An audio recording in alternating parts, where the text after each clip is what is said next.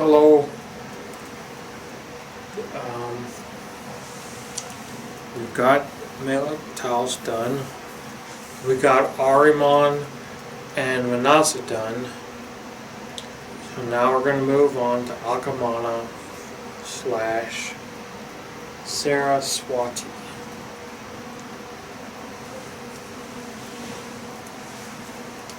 So we're kind of gonna go over the Saraswati side, and then after that we'll go over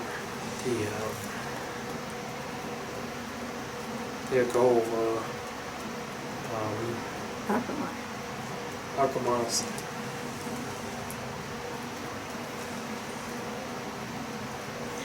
Saraswati is the goddess of learning, knowledge, and wisdom.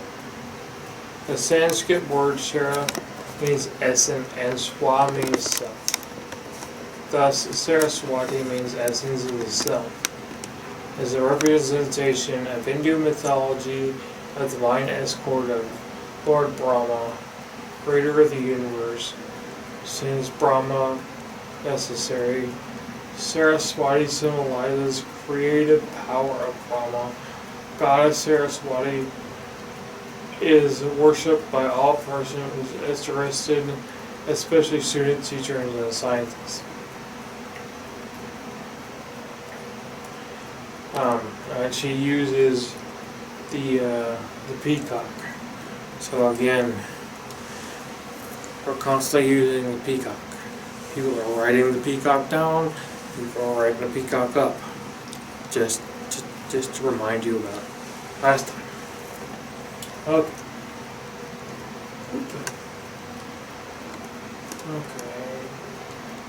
I'm sorry. Okay. The color of the white color symbolizes purity and knowledge. White sari, the goddess, is wearing, notice that she is the embodiment of pure knowledge.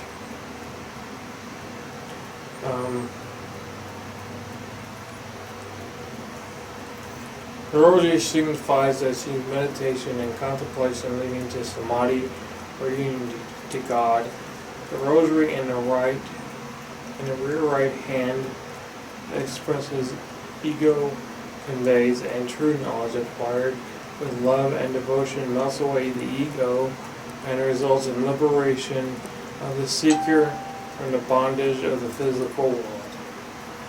She also plays a musical instrument that held in her front hand while the intellect, and the symbol also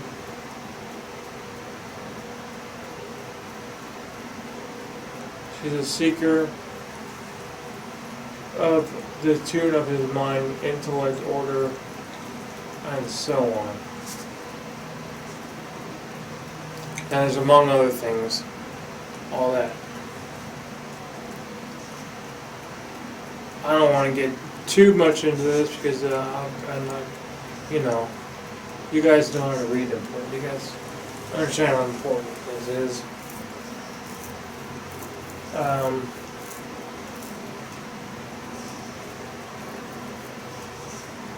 And she used Brahma to create these things, and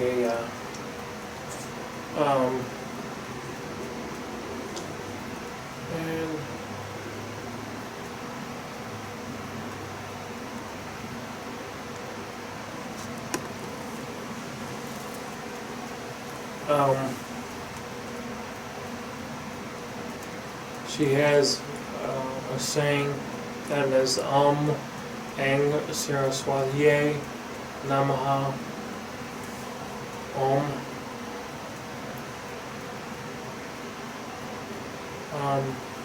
She has several of them. I'm not really going to read them. Y'all are going to read that. So what it is, on her good side, she has true thinking and wants moksha. Moksha is the part, it is the word that means enlightenment. Enlightenment is moksha. go-to thing.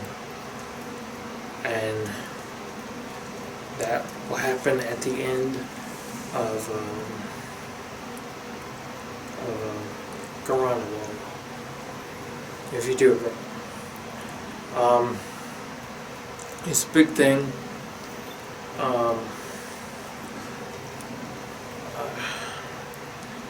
She's down for the mind, and she's down for the mind for using a flute, and so she, again, you can go to college. She knows all the things. She's the one, of good mind, good manners, all that stuff. Something which Akamana, opposite, is not. And that's what gives us the sides, the two sides. She has a bunch of Manahs.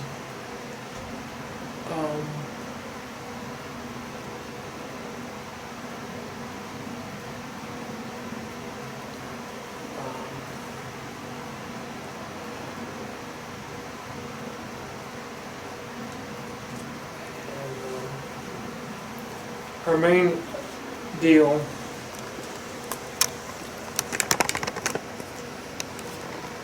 this is her main deal, this is her yantra.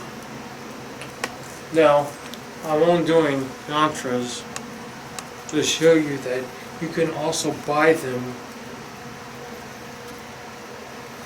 You can buy the yantras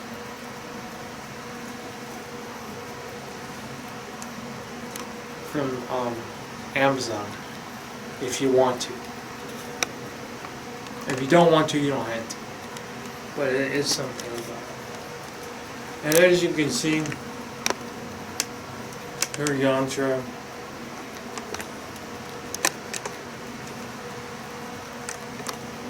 really speaks about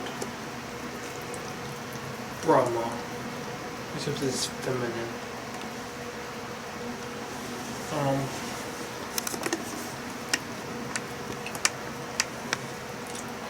People want to expand their boundaries in wisdom. People want to achieve higher standards of their education. Students will score well with examinations. Professionals and people who want to learn to sharpen their creative skills. People who want to perfect their artistic abilities. People who seek success in technical and scientific fields, and so forth. And she looks like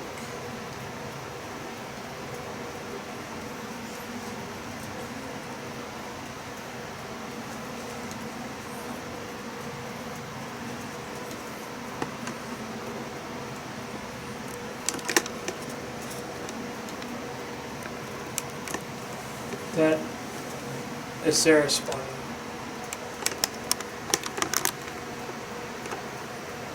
Does that make sense to everybody?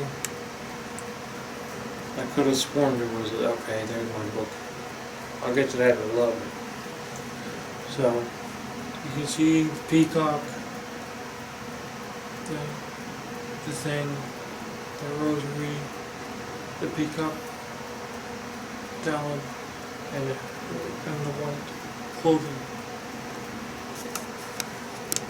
Okay? Now, we're going to move to Akamana.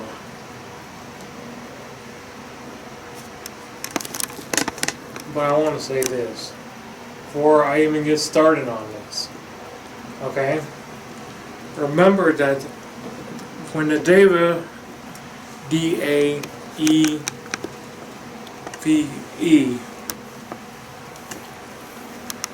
went to Zoroastrianism,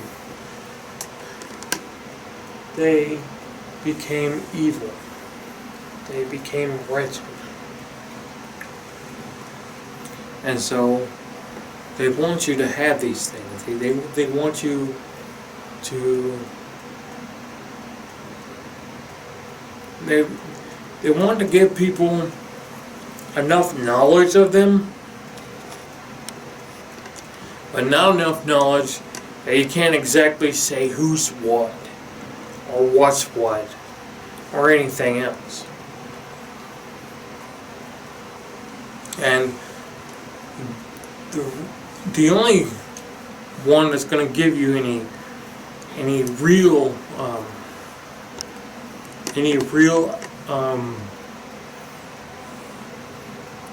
the only thing that's going to give you anything real as far as they're concerned is in the den card. And that's how we got Manah to look the way she does. If you give me the book, Kelsey.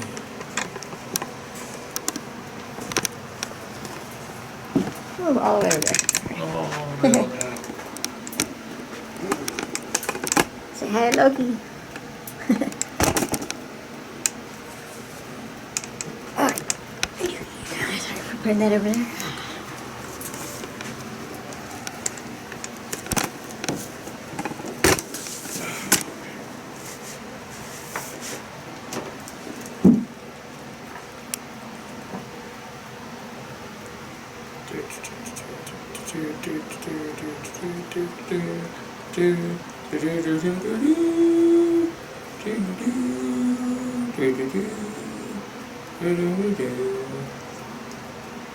Okay.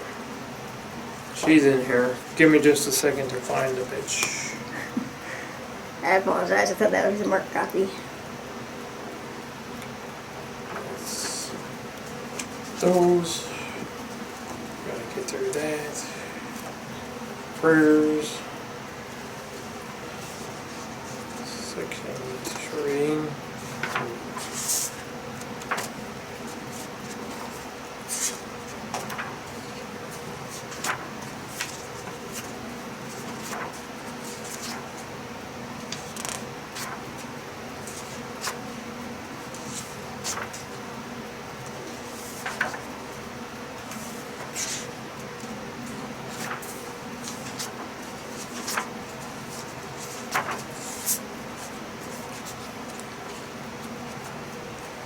Before meals, after meals, prayer at dawn.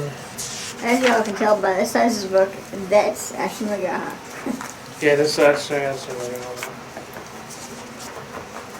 And we have the images of the Devas at the front of each of the sections in the book. Like R1's before section 1, G's before section 2. Right.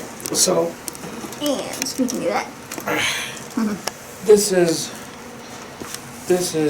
Manah. you want my help? Alright. Section 2. And for those of y'all, as it refers to course, she has snakes wrapped around her and is ministrating into the skull. And for this next Devaology for this next book, I will be changing her up a little bit. Okay. But notice how much like the other one is. Let me get the thing. Notice how the two are almost alike. I'll show you guys. Here. Okay. Yeah, I kind of really for you. Okay. So there's her good side. Here's her Good side. Pretty. bad side.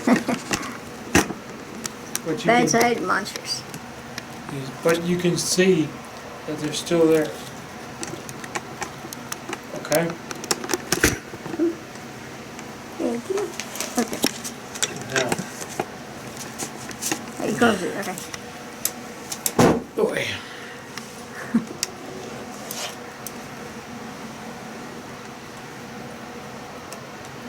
Here's what it says about Manah or Okuman or whatever. You know, all those things seem to fit. I like Akamana better because it recognizes her. So that Akamon. But anyway. Okay, again, from the evil reckonings of the symptoms are as follows: discord, foolish utterance, melancholy, enmity of the good, the niggerlessness, who profess the 5 characters, and should it be known that celebrating evil and carefully avoided the darkness that veils the vision of the body. Eyesight is only 2 different kinds of evil: intelligence, or whatever shuts the perception of the spiritual eye, such as evil mind, avarice, preventiveness, wrath, spite, which may come at worst. And secondly, whoever mars the vision of bodily eyesight with the absence of good abode of the spiritual precipitation of the material light, or in the vision of bodily eyesight. The cause of this evil intention is Akaban, and its power lies in creating gross defects. A man with evil intentions closely searches defeating in others.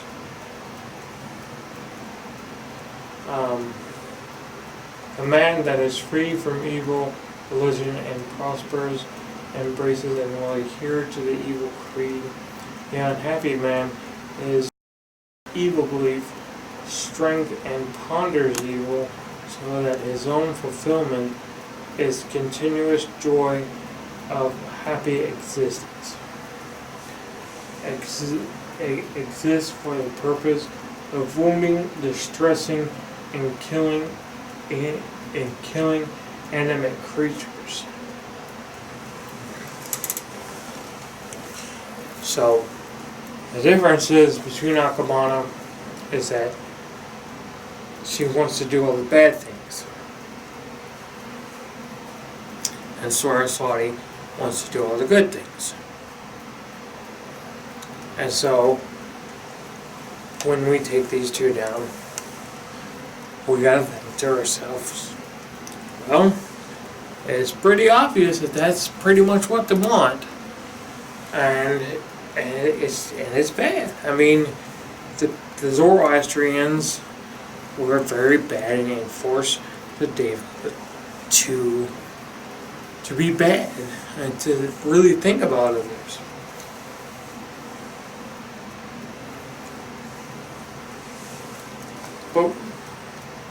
But we know that if they're praising them and they're focusing on them, then like the Hindu, she'll try to give them better way of thinking, better way of doing. And so what we got is what is better is which one is better. But by the looks of it, they're the same thing, except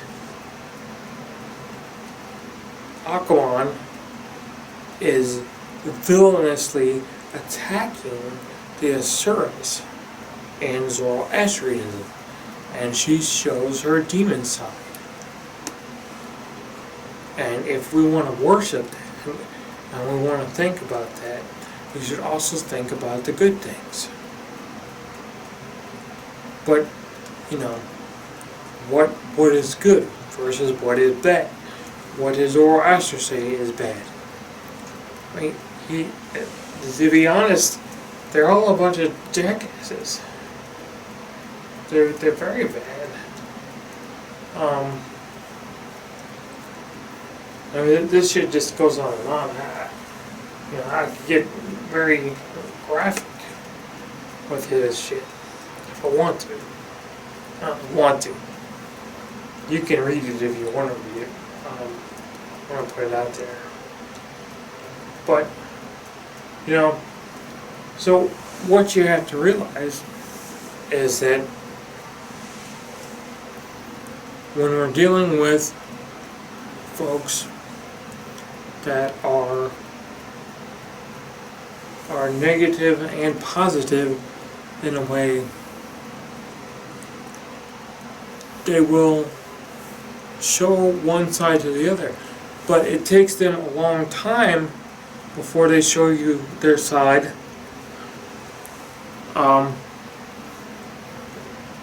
With caution, because majority of their lives they've been beaten down, and so they're going to do this and they're going to do that, and so they accustom it and end up using those things against the Zoroastrians. So taking it apart, yes, they are like that. Yes, they are monsters. I mean, we literally got her in a cave, like Ahriman, in a castle. I'm not a castle, in a volcano, and that's what she's been dug down to, and that's what Ahriman's been dug down to. And so, you got to make these spirits comfortable enough and know that you are on the good side. The good side meaning the evil side for Zoroaster. And then you start getting that science, that knowledge, the music. Now, it ain't gonna seem very pretty, because it ain't gonna be like, you know, in Zoroastrianism, the way they want to pull up their kustis and tighten up the shorts and make sure everything's white, or fucking the Jesus people, which is what they are. Mormons in magical underwear? Yeah, magical underwear. And that kind of shit. They're focused on, they want this thing to happen, but this thing is really going on. Where if you automatically choose these guys, this thing's kind of going on, but they're really being attacked. And they're being attacked by everybody. So, what you have to do is you have to pick apart what is Saraswati and what is Akaman. And once you got it picked apart, and you know what he's going to do, or she's going to do, you're going to know what there is to understand. And that's what it is with these. So far, they're not like Western spirits. They don't have, you know, she's the king of the East, or she's the queen of the East, and power over her soul for Lucifer and all that shit. There's none of that shit. Okay? You can't buy into that. Does she have power? Sure. You know, if you want somebody dead, go to her. If you want somebody, you know, really wrecking them, and not kill them, but wrecking them, go to her. Think about it. It's there. It's there, and it's done with prayers. In fact, can you give me that book? Because that's something that people don't understand. I gotta figure a way to fix this camera thing. Yeah. You know, they go, well,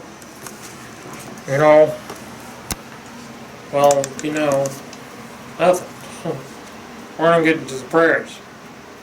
And we're going to say, what would you do with a prayer? I mean,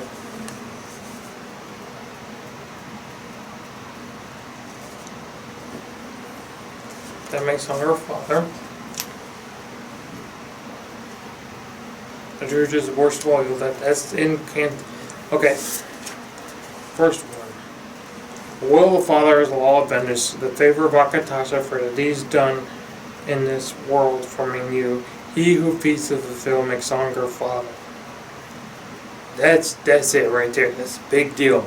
If you got enemies, mental, psychic energies, throw that up at them. Let them deal with our. Look, I wouldn't want to deal with it. Then you got the invocation. This is to make your whole place like bugs on the wall and stuff. Make it your house supreme. Make your house a beacon. I mean, it takes a lot. Okay? Then you got the devil's prayer. The will of the Father is the law of vengeance. Have ye dominion and power, O you, evil and wicked, and through this I call upon you to protect the wicked. I announce, and with pious both angels and men, let the wicked, the desire and piersmen, draw near the wickedness with the Yatus, and taught the devil's prophet, for the wicked corruption of evil mind. What's evil mind? It's her. It's Hakama.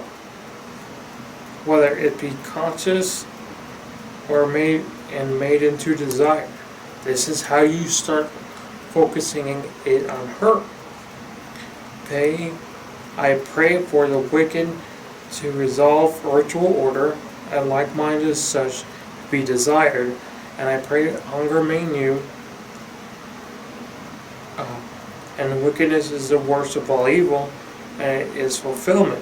Fulfillment is the man of Gehakiness. Right there. This is her prayer. So if you want her, all you gotta do is say that, and then you say, oh, come on, I need you to kill so and so, and you have, your a picture and a good shirt, their shirt, and stuff like that. All these, you guys, you act so stupid when it comes to these things. You gotta understand. You gotta base them down to, honestly, these work. These are actually mantra. Okay? They're mantras. You need to say them like 108 times. And then you give them the order, and then they go. Okay? They're all like this. And yes, I will be making them bigger, because there's more to do. I mean, there's a lot more to do with that. But I'm going to do that. And with that being said, I mean, honestly, they both work the same way. You don't need a device for her or for our other side. It don't matter. Okay? But that's what we do, is a thing that you're going to repeat over and over again. And as you repeat it, you're going to send her, you're going to give her the order, and then you're going to send it. And you're going to do that for, I think it's mostly 21 days. And what is that? That is Vasha or Karan. That's India's version of black magic. Okay? We're going to get into it. We're going to go through all these people, and then we're going to get into it. But not so much right now. So leading back, we're going to get Manah and Saraswati in the same position and thinking the same thing. And they're equal to each other. One is positive, one is negative. So you've got the positive advice and the negative advice on how you want to deal with somebody. But remember, as long as you are worshiping, when we're worshiping, you've got to remember, you've got to give them enough room, enough time to be that. That's why these nightly things take so long. I mean, the first year and a half is just nightly things. Things to get them along, to get them trained. You get them to understand you're not the enemy. You got lots of enemies in the world, but really, you gotta build trust. And that's how you build it. And I'm hoping with the next book, it will show you how to build the trust and be able to make it. And that's what I really hope.